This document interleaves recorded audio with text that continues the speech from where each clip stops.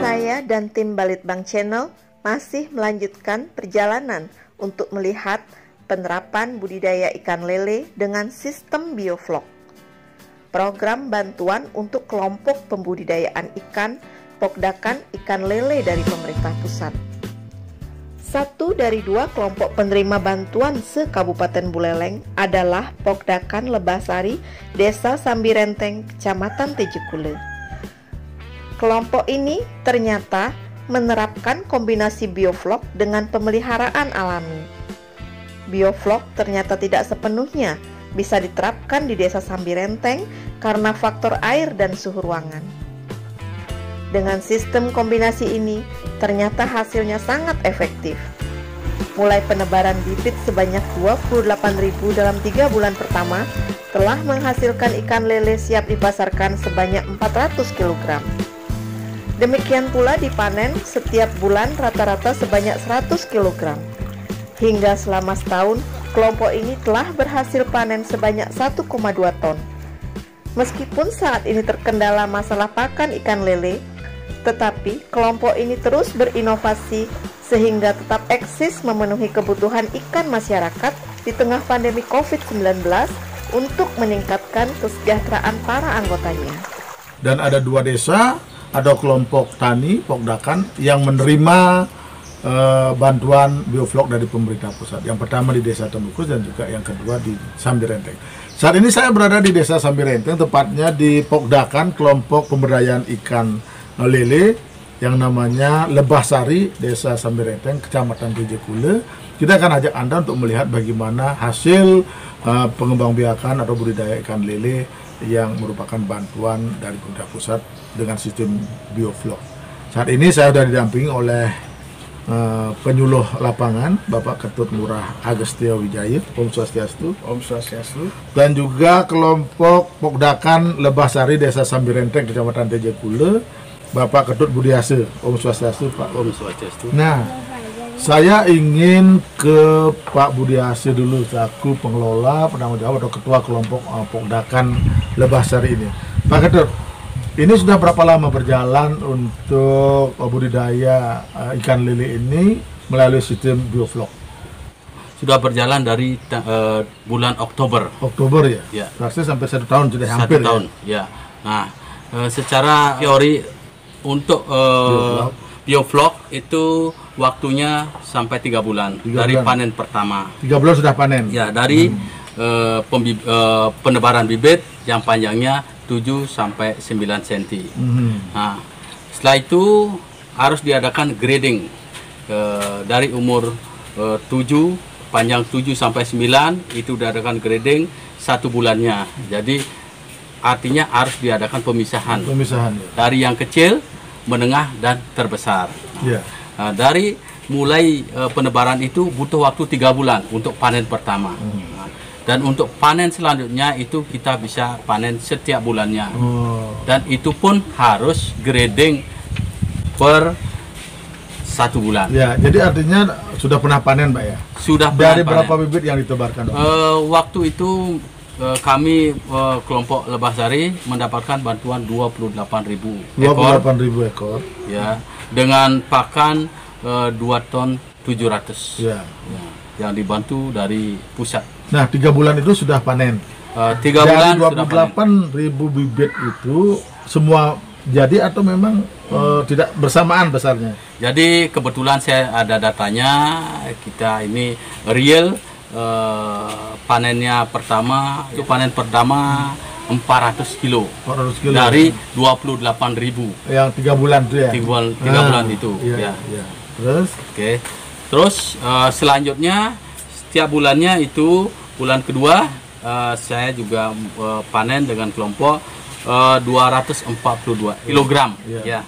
Jadi setiap bulannya itu terus menyusul sampai berakhir, dan total semua itu 1 ton 180 kilo. Ya.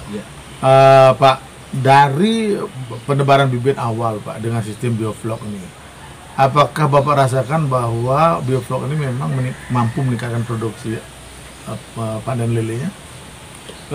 Kalau secara teori ya, bioflok itu memang bagus untuk penekanan ya. Penekanan berarti pengurangan biaya pakan. Ya, Itu betul. aturan bioflok, karena dari sisa-sisa pakan itu yang dibiarkan itu menjadi flok-flok yang nantinya menjadi pakan Ya, selanjutnya. betul. Itu secara teori. Tapi secara praktiknya kalau kita pakai sistem bioflok 100%, itu pasti akan ada kegagalan. Jadi yang utama di sini adalah untuk budidaya lele, yang pertama adalah air. Akhirnya ya. Air yang harus benar-benar kita kontrol biar tidak terlalu keruh. Iya. Sedangkan bioflok itu adalah memerlukan air yang keruh, tidak ada Iya. pergantian biar jadi flok-flok. Iya. Itu perbedaannya. Iya, Ya, cuman kalau kita kombinasi antara bioflok dengan pemeliharaan lele secara normal di lapangan, Alami, itu akan ya. alami, itu akan menghasilkan panen yang lebih baik. Ya, Pak Ketut Budiase. Artinya kan kalau bantuan bioflok termasuk pakannya tadi sampai berapa ton? 2 ton 2 ton. 700. Nah, ini kan sudah habis. Ya. Nah, kemudian setahun ini ke depan supaya ini berlanjut budidaya, apa yang dilakukan dari kelompok? Ya, terima kasih. Jadi ini merupakan kendala bagi kami.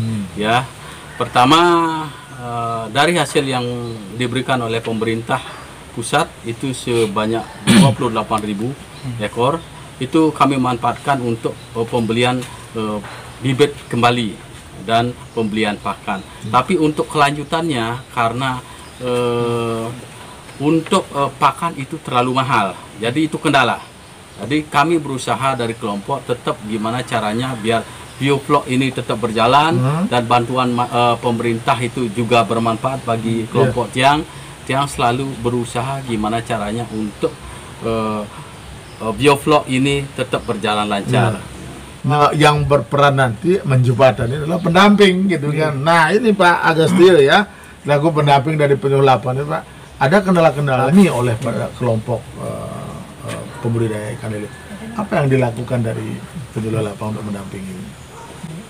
Kami dari penyuluh lapangan berusaha untuk bagaimana caranya mengusulkan agar sesuai dengan aspirasi di bawah ke dinas, bagaimana caranya agar bagaimana alternatif